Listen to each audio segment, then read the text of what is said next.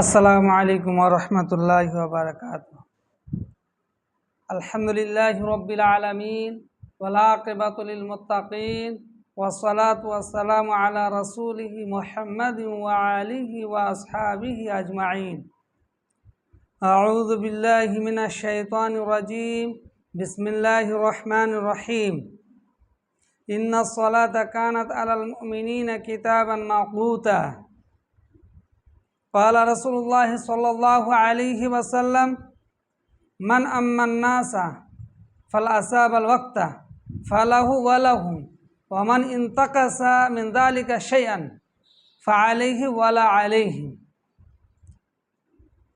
শ্রদ্ধেয় ইসলাম দরদি ইসলাম পিপাসু শ্রোতাবিন্দু,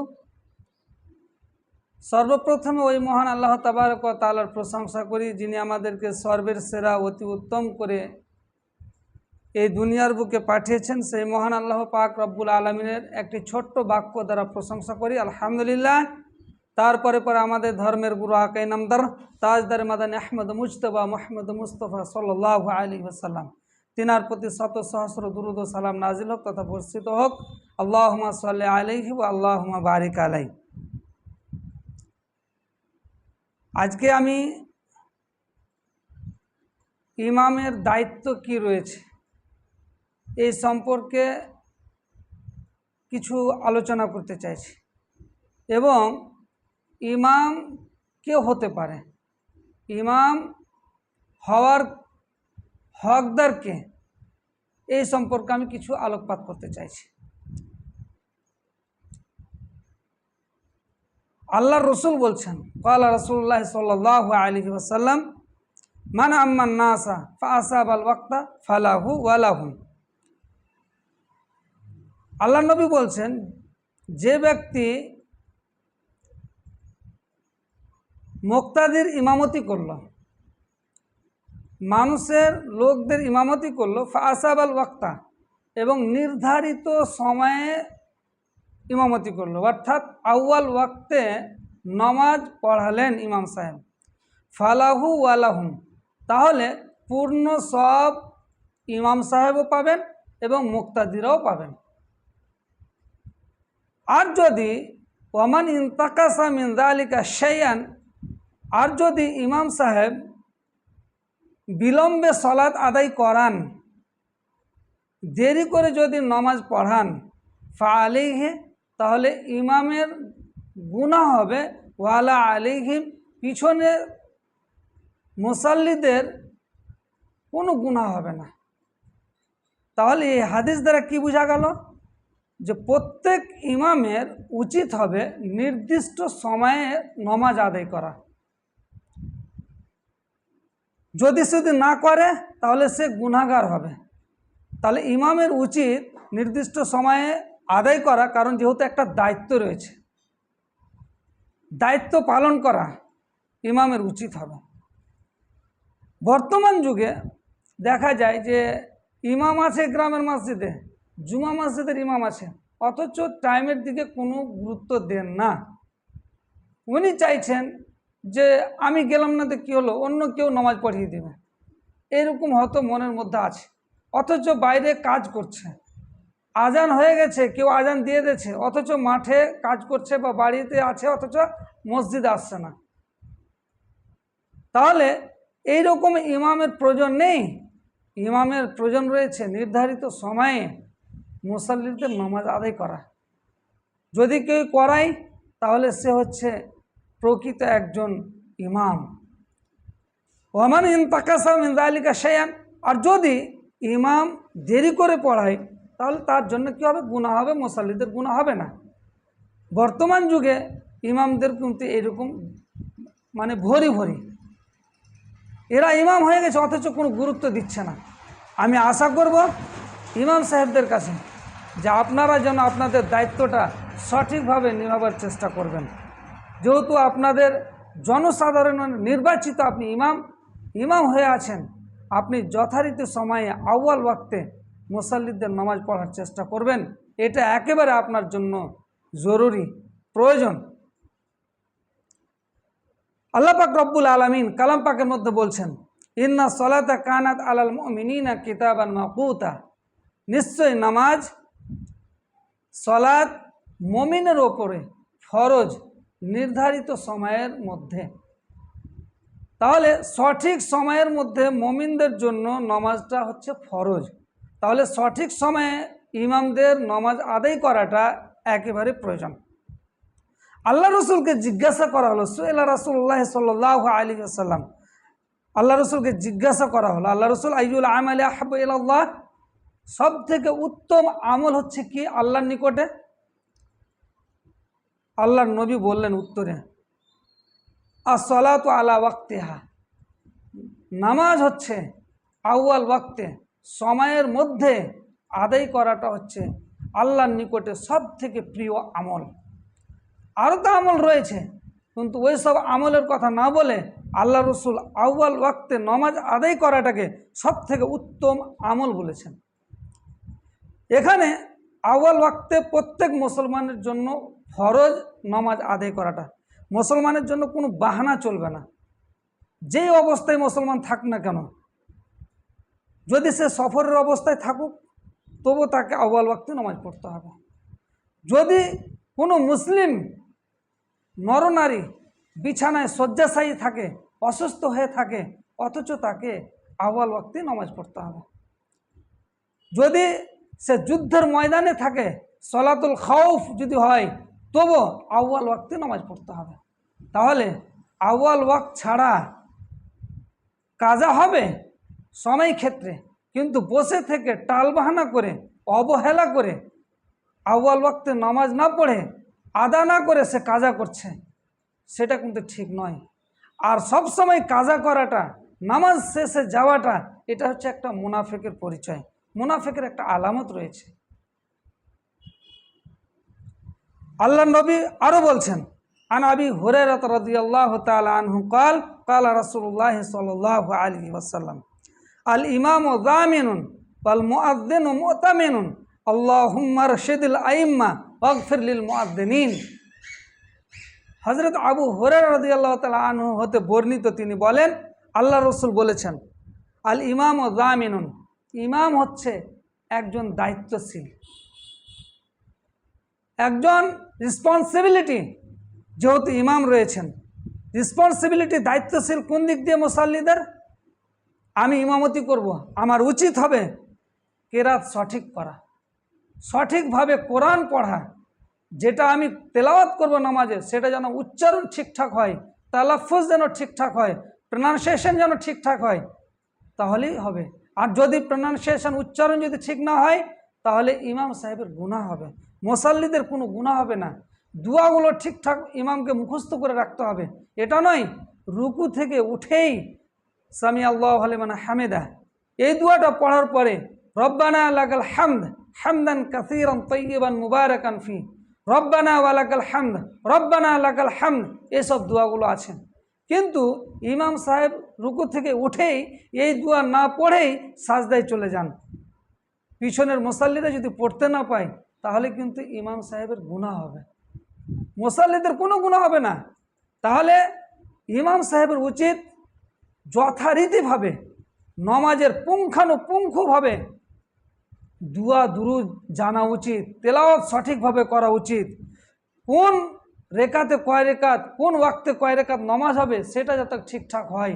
দেখা গেল যে একজন ইমামের জানা উচিত যে আমি 3 রেকাত 4 রেকাতের জায়গাতে 3 রেকাত পড়ে নিলাম, তাহলে কি করতে হবে, কিংবা 4 রেকাতের জায়গায় আমি 5 রেকাত পড়ে নিলাম, তাহলে সেই মুহূর্তে কি করতে হবে, এই মাসলা মাসাইলগুলো ইমামের জানা উচিত। যদি এইসব মাসলা মাসাইল ইমাম না জানে, তাহলে সে গুনাহগার হবে। বর্তমান যুগে গ্রামে যেই সে আগে চলে যায় নামাজ পড়ার জন্য, এটা ভুল করছেন আপনারা। আপনারা না জানবেন, নির্ধারিত ইমাম রাখেন, ইমামের পিছনে নামাজ পড়ার চেষ্টা করেন। ওয়াল মুআজ্জিনু মুতামিনুন, আর মুয়াজ্জিন হচ্ছে একজন আমানতদার। মুয়াজ্জিন আমানতদার, আমানতদার কাকে বলে? মানে আমানত এবং খেয়ানত, এই দুটো বিভাগ, দুটোর মাসলা মাসাইল কিন্তু আলাদা। কিন্তু আমি যাই হোক ওদিকে দীর্ঘায়িত না করে আমি এইটুকুই বলছি যে মুয়াজ্জিনের উচিত হবে সময়ে, সঠিক সময়ে আজান দেওয়া, সঠিক সময়ে যদি সে মুয়াজ্জিন আজান না দেয় তাহলে সে আমানতের খিয়ানত করলো।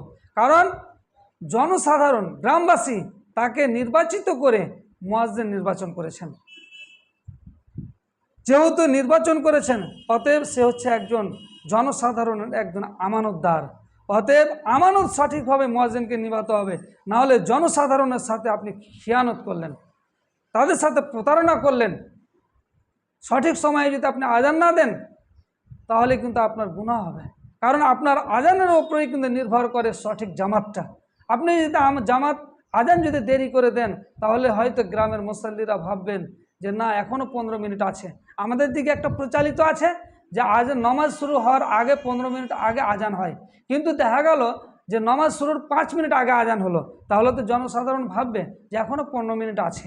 কিন্তু দেখা গেল মসজিদে গিয়ে মুসাল্লি যাচ্ছেন, তো দেখছি যে নামাজ হয়ে গেছে। তার মানে কি আপনার জন্য তো সেই মুসাল্লিগুলো মাসবুক হয়ে গেল। তাহলে মুয়াজ্জিনের উচিত হবে সঠিক সময়ে আজান দেওয়া। আল্লাহ রসুল পরের বাক্য বলছেন, আল্লাহ মারশেদুল আইম্মা, আল্লাহ ইমামদের তুমি সঠিক পথের পথিক করিও, সুবুদ্ধি দিও, দুয়া দুরুজগুলো সঠিকভাবে তাকে বুঝার তৌফিক দিও, মুখস্থ করার তৌফিক দিও, তেলাওয়াত যেন সঠিকভাবে করতে পারে। তার দ্বারাতে যদি ভুল ভ্রান্তি হয়ে থাকে আল্লাহ তুমি তাকে ক্ষমা করো। এই সব দোয়া আল্লাহ রসুল একজন ইমামের জন্য করছেন, ইমামদের জন্য করছেন।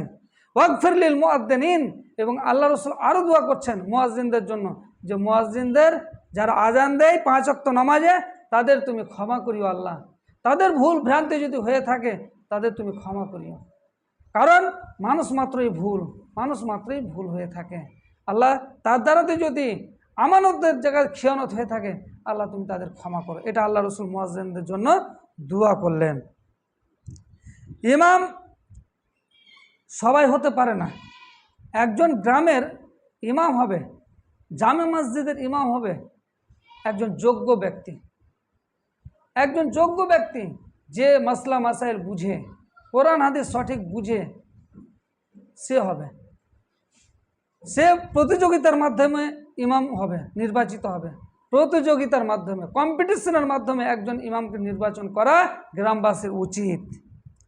কারণ এটা আমি বলছি না, এটা আল্লাহ রসুল বলছেন। আহাক্কুল ইমাম, ইমাম কে হতে পারে, ইমামের অধিকার কে রয়েছে, এই সম্পর্কে হাদিসে রয়েছে। আন আবি মাসউদিন আল বদরি রাদিয়াল্লাহু তাআলা আনহু قال قال رسول الله صلى الله عليه وسلم, আবু মাসউদ রাদিয়াল্লাহু তাআলা আনহু একজন বদরি সাহাবী, ইনি বর্ণনা করছেন যে আল্লাহ রসুল বলেছেন যে ইয়াউমুল কওমা আকরাউহুম, মানুষের ইমামতি করবে ওই ব্যক্তি লিকিতাবিল্লাহ, যে ভালোভাবে কোরআন ভালোভাবে যে পড়তে পারবে, সঠিকভাবে কোরআন তেলাওয়াত করতে পারবে, তালাফফুজ যার উচ্চারণ ঠিকঠাক হবে, সে হবে একজন জামে মসজিদের গ্রামের ইমাম। ওয়া আকদামুহুম কিরাআতান, কারণ যে কেরাত করতে পারবে ভালোভাবে তাকে প্রথমে প্রাধান্য দেওয়া হয়েছে, এটা আল্লাহ রসুল বলেছেন। ফাইন কানু ফিল কিরাআতি সাওয়ান, যদি কেরাত করতে গিয়ে যদি বরাবর হয়ে যায়, তার মানে একাই তো আর নয়, কম্পিটিশন যখন হবে একজনের অধিক হবে, অর্থাৎ 4 জনও হতে পারে, 5 জনও হতে পারে, 10 জনও হতে পারে। তাহলে 10 কিংবা 5 কিংবা 15 জনের যখন একটা কম্পিটিশন হবে তখন তো দেখবে কেউ না কেউ কম বেশি হবে, কেউ ভালো পড়বে, কেউ ওর চাইতে ভালো পড়বে, কেউ হয়তো ওর চাইতে খারাপ পড়বে, এরকম হতে পারে। এই জন্য আল্লাহ রসুল বলেছেন ফাইন কানু ফিল কিরাআতি সাওয়ান, যদি তেলাওয়াত করতে গিয়ে যদি সবাই সমান হয়ে যায় তাহলে কাকে প্রাধান্য দেওয়া হবে? ফাআলামুহুম বিসুন্নাহ, তাহলে যে সুন্নাত সম্পর্কে যে ভালো জানবে, অর্থাৎ কোরআন এবং হাদিসকে যে ভালো বুঝবে, মাসলা মাসাইল যে ভালো বুঝবে, সে হবে একজন ইমাম। সেখানেও যদি বরাবর হয়ে যায়, ফাইন কানু ফিস সুন্নাতি সাওয়ান, যদি কোরআন হাদিস বুঝতে গিয়ে, মাসলা মাসাইল বুঝতে গিয়ে কম্পিটিশনের মাধ্যমে যদি সবাই সমান হয়ে যায় তাহলে কাকে প্রাধান্য দেওয়া হবে? যে প্রথমে হিজরত করেছে, ফাআকদামহুম হিজরাতান, যে প্রথমে হিজরত করেছে তাকে দেওয়া হবে প্রাধান্য। ফাইন কানু ফিল হিজরাতি সাওয়ান, যদি হিজরত করতে গিয়ে যদি সবাই সমান হয়ে যায় তাহলে কে ইমাম হবে? শেষের বাক্য আল্লাহ রসুল বলছেন আকবারহুম সিন্নান, যার বয়স বেশি হবে সে হবে একজন ইমাম।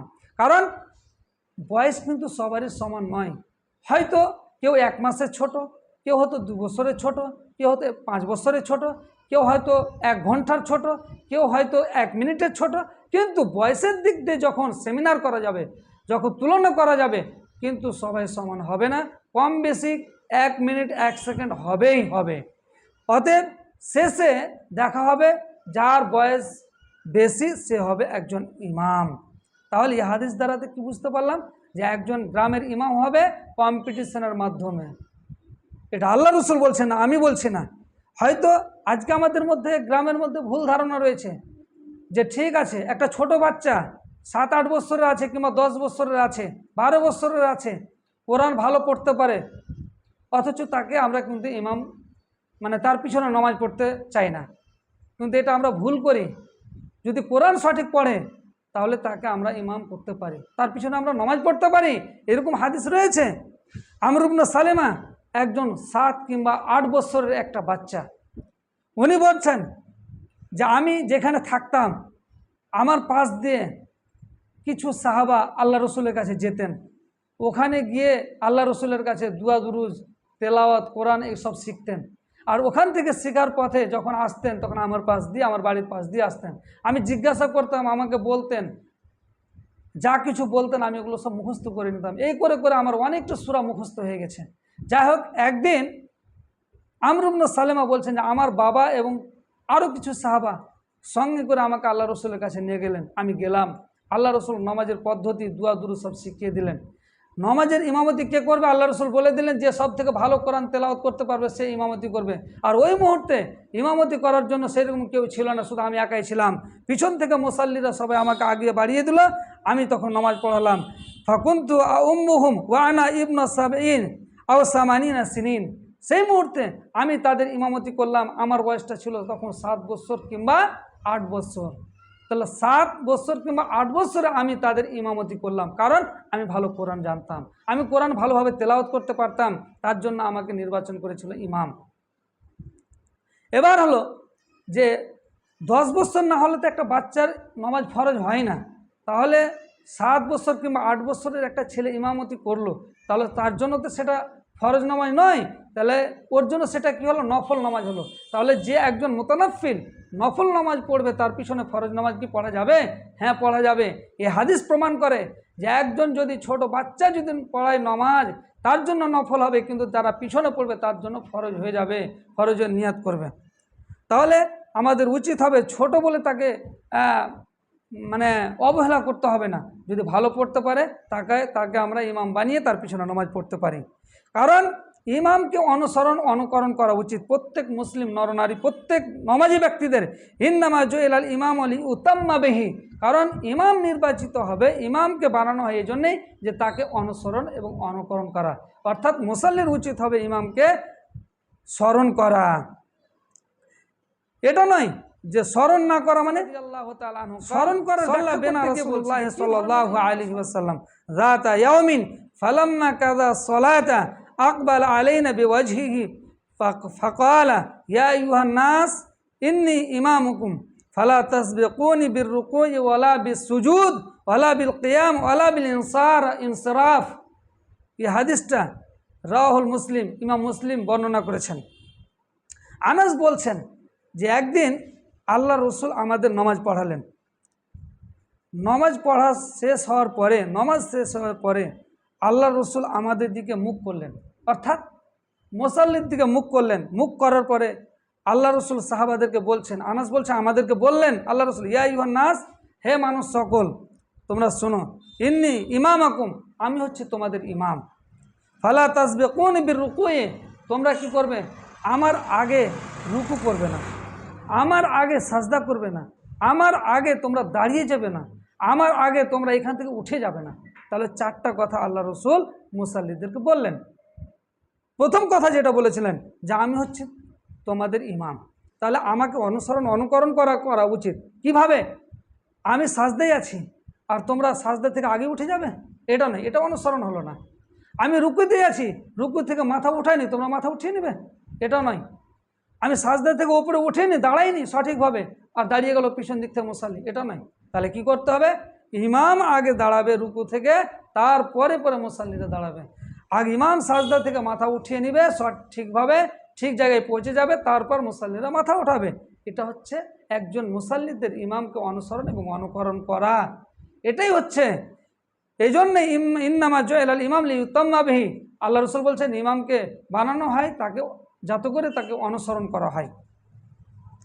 যদি কেউ মাথা উঠিয়ে নেই সাজদা থেকে, অর্থাৎ ইমামের আগে আগে যদি কেউ কাজগুলো করে, এই মর্মে আল্লাহ রসুল একটা ভয়ঙ্কর কথা বলেছেন, ভয়ঙ্কর কথা বলেছেন, সতর্কবাণী দিয়েছেন যে খবরদার, আল্লাহ রসুল বলছেন আমা ইয়াখশা আহাদুকুম, খবরদার তোমাদের মধ্যে এটা কেউ করবে না, ভয় করবে। এদা রাফা রাসাহু কাবলাল ইমাম, যদি কোনো ব্যক্তি ইমামের আগে মাথাটাকে উঠিয়ে নেয় আর ইমাম কিন্তু সাজদায় আছে, এরকম যদি থাকা অবস্থা ইমাম যদি মাথা উঠিয়ে নেয়, তাহলে কি করতে পারে আল্লাহ পাক রব্বুল আলামিন? আল্লাহ রসুল বলছেন আই ইয়াজআলাল্লাহু রাসাহু রাসা হিমারিন, হতে পারে আল্লাহ পাক রব্বুল আলামিন তার মাথাটাকে গাধার মাথার মতো করে দিতে পারে, কিংবা আই ইয়াজআলুল্লাহ সূরাতাহু সূরাতা হিমারিন, কিংবা তার সূরাতটা, তার চেহারাটা, তার শরীরটা গাধার চেহারার মতো করে দিতে পারে। তাহলে কি বোঝা গেল এই হাদিস দ্বারা? এই হাদিস দ্বারা বোঝা গেল যে ইমামের আগে কখনো কার জন্য সাজদা থেকে মাথা উঠানো যাবে না, রুকু থেকে সঠিকভাবে দাঁড়ানো যাবে না। অর্থাৎ এক কথাই ইমামের পরে পরে করতে হবে।